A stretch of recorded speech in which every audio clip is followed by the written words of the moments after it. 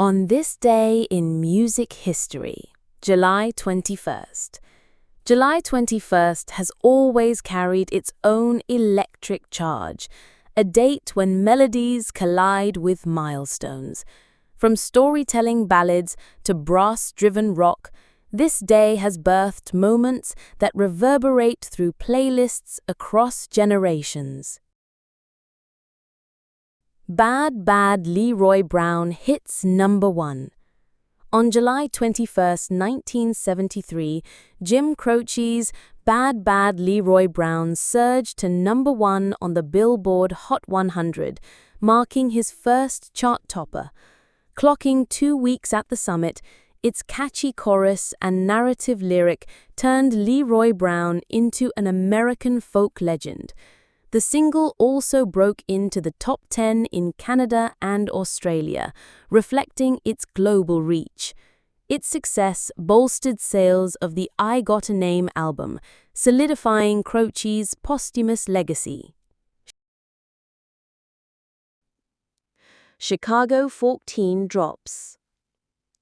On July 21, 1980, Chicago released Chicago 14, its 12th studio album and a return to the band's full brass-driven sound.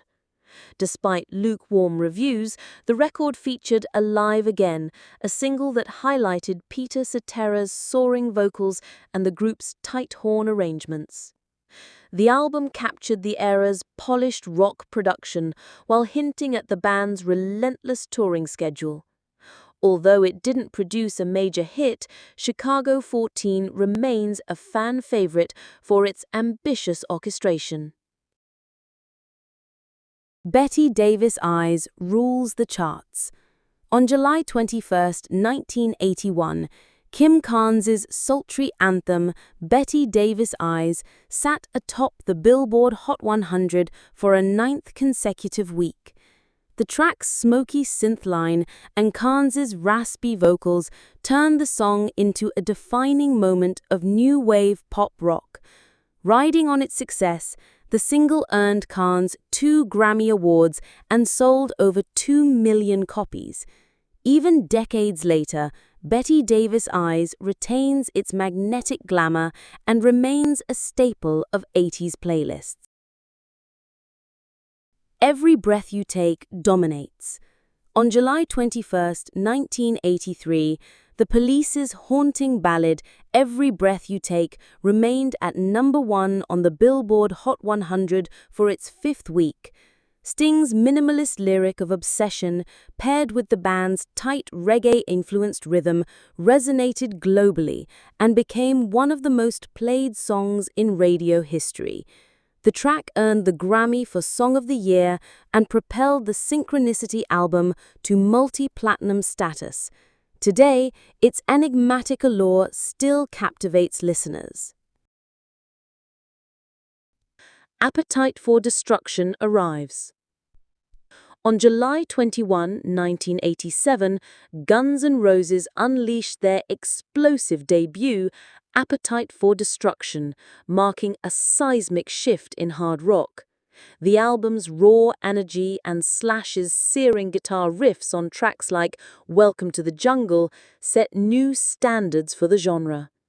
It climbed to number 1 on the Billboard 200 in August and has sold over 30 million copies worldwide. Appetite's gritty swagger and title track's audacious lyricism cemented Guns N' Roses as arena rock heavyweights. July 21st also births a quartet of artists whose voices and visions continue to shine. Cat Stevens, 1948, British folk rock troubadour whose introspective classics like Wild World and Father and Son became global anthems. Howie Epstein, 1955, charismatic bassist for Tom Petty and the Heartbreakers, his melodic low-end work anchored the band's heartland rock pulse. Brandon Heath, 1978, Nashville-born Christian pop artist whose hit Give Me Your Eyes bridged gospel themes with mainstream radio.